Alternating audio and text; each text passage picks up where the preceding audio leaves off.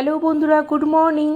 আমার চ্যানেল বিদিশাস কুড়ি লাইফে সবাইকে জানাই স্বাগত। সকাল সকাল রান্নাঘরের অবস্থা, সকালবেলা ব্রেকফাস্টে আর ছেলের টিফিন বক্সের জন্য হবে আলু সেদ্ধ দিয়ে মাখা আলুর পরোটা। সেটাকে মেখে টেকে রেডি করে রাখলাম। আর এইদিকে হাঁড়িতে হচ্ছে ছেলের জন্য সেদ্ধ খিচুড়ি। ছেলের স্কুল আছে আর হাজব্যান্ড আজকে ছুটিতেই আছে।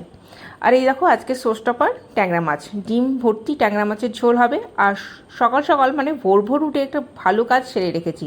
অরড়ের ডাল আর মুগের ডাল, প্রত্যেকবার যখন এটা মাসের আসে বাজার থেকে, সেটাকে ভালো করে কড়াই একটু নেড়ে নিয়ে, মানে শুকনো কড়াই নেড়ে নিয়ে রেখে দিই। তাতে করে যখন রান্না হয় শুধু ধুয়ে চাপিয়ে দিলেই হয়ে যায়, একটু কাজ আমার আগিয়ে থাকে। ছেলেকে দিয়ে দিলাম খেতে, আর এদিকে আমি চলে আসলাম রান্নাঘরে আলুর পরোটা ভাজতে।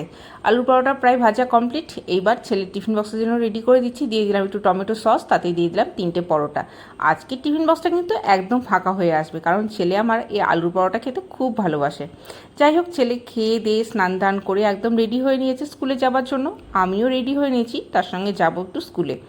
রয়েছে একটু বাজারের কাজ, সব সেরে সুরে বাড়ি চলে এলাম। সমস্ত কাজকর্ম সেরে ঘর দূর পরিষ্কার করে নিজেও স্নান ধান করে বসিয়ে দিয়েছি ভাত। 2 হাঁড়িতে 2 রকম ভাত হচ্ছে। একটা হচ্ছে আমার হাজব্যান্ডের জন্য শক্ত শক্ত, একটা শাশুড়ি মায়ের জন্য নরম নরম। ব্যাস ভাত টাত হলো, আর সঙ্গে দিয়েছি একটু আলু সিদ্ধ। আর ওই যে সকালবেলা করে রেখেছিলাম ট্যাংরা মাছের ঝোল। আজকে এই হচ্ছে দুপুরের মেনু। আজকে এই দিয়ে দুপুরের মেনুটা সারলাম। আর সবাইকে কেমন লাগলো